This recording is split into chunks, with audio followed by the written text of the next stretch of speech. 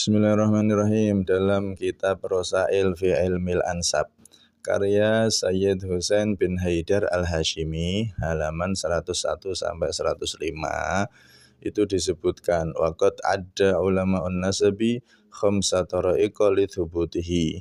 Benar-benar ulama itu telah menghitung, ulama-ulama ahli nasab telah menghitung 5 metode untuk menetapkan nasab. Jadi ini bisa dilihat sendiri di kitab tersebut. Ada 5 metode untuk menetapkan nasab. Dan 5-5-nya ini tidak ada satupun metode yang seperti metodenya Imaduddin. Apa saja 5 itu? Tidak perlu kita bahas di sini karena akan panjang. Langsung aja. Imaduddin ternyata dia mengakui tidak memakai metode nasab. Padahal dia berbicara nasab. Mari kita buktikan. Ternyata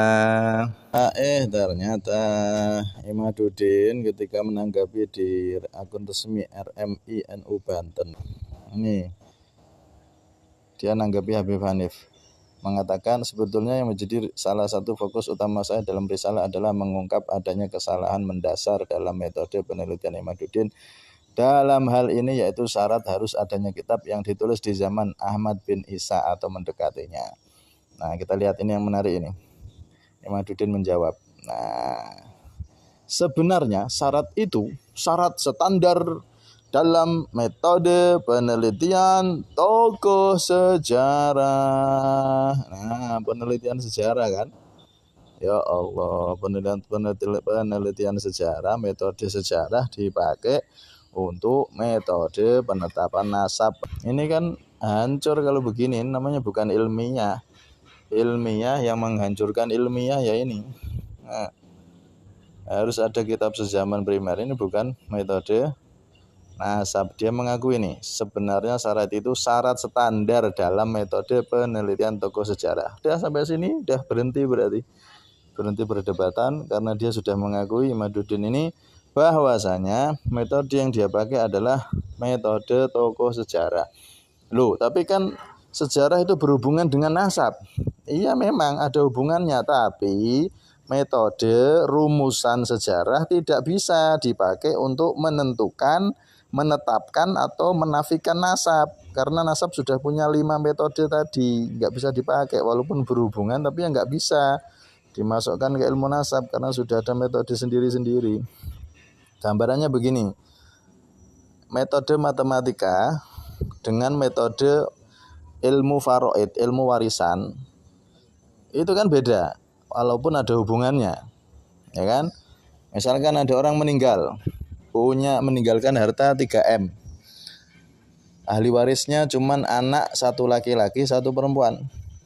Ini kalau metode matematika bagaimana? Ya 3M dibagi 2, ya kan? Metode matematika 3:2 dibagi 2 orang, ya kan? Berarti 1 orangnya dapat 1M setengah, perempuan 1,5, anak laki-laki 1,5. Itu metode matematika. Tapi nggak bisa metode matematika, sekali lagi nggak bisa dipakai dalam metode warisan walaupun ada hubungan. Warisan tuh ya pakai matematika, tapi metode warisan sendiri, ilmu faraid punya metode sendiri. Nah, dalam kasus ini anak laki-laki dapat 2M. Nah, karena lidzakari mithlu hadil unthayain, 1 laki-laki itu dapat 2 bagian dari perempuan. Mithlu hadil unthayain, ya kan? Berarti yang laki-laki dapat 2M, yang perempuan 1M. Nah, begitu. Kalau metode matematika dipakai di ilmu warisan ya rusak. Sama halnya di ilmu lain. Ada orang nikah pakai metode sewa menyewa. Tak nikahi ya, ini maharnya 5 juta, kamu tak nikahi 5 bulan aja. Nah, metode nikah pakai metode sewa menyewa ya jadinya mut'ah, jadinya pelacuran itu. Ya rusak semua keilmuan ini kalau metodenya ditabrakkan sana tabrakkan sini. Walaupun ada hubungan metode sejarah dengan metode nasab, tapi ya nggak bisa metode sejarah dipakai untuk menentukan nasab, apalagi menafikan nasab. Ini namanya sembrono. Ini bukan karya ilmiah lagi ini. Ini justru merusak keilmuan, merusak keilmiahan ilmu nasab. Karena metode sejarah ditabrakkan dalam ilmu nasab. Faham? Makanya Makanya kalau ini terdengar internasional, bahkan dia menantang, saya debat internasional, siap. Ini sebetulnya malu-maluin bangsa Indonesia. Enggak ahli nasab, metode sejarah dipakai nabrak ilmu nasab. Kalau sampai terdengar internasional, kita malu sebagai bangsa Indonesia ini karena sudah merusak metode nasab, merusak keilmian ilmu nasab.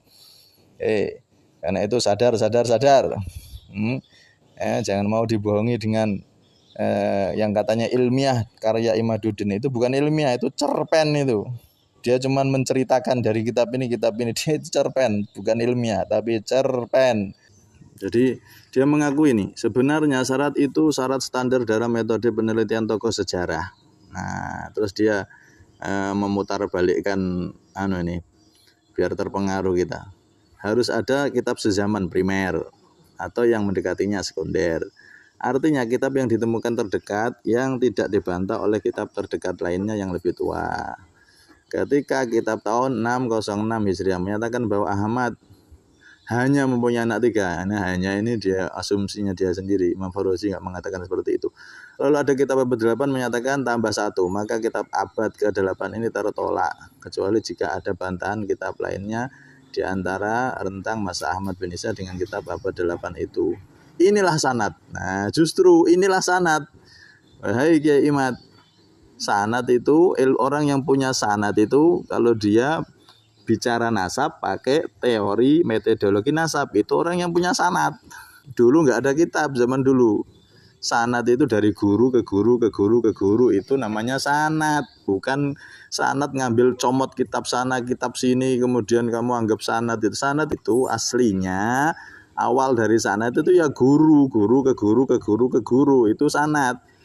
Karena di zaman dulu belum ada kitab, berarti nggak ada sanad. Nah, inilah sanad. Jika sebuah periwayatan tanpa sanad, maka intisari ajaran agama Islam akan semrawut. Nah, ini jadi semrawut ini sekarang.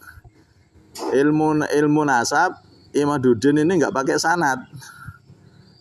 Nggak pakai sanad, dia ngarang teori sendiri. Padahal ulama nasab menetapkan 5 teori, tapi dia ngarang teori sendiri. Akhirnya orang yang berbicara ilmu nasab tanpa sanad, maka intisari ajaran Islam ini akan semrawut. Nah, sekarang jadi semrawut kan? Enggak ahli nasab ngomong nasab, semrawut sekarang ini. Kacau.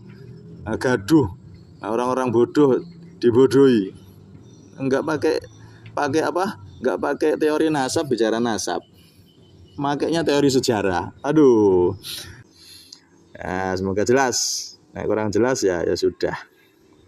Hanya orang yang punya akal sehat yang bisa memahami ini. Allah alam bis.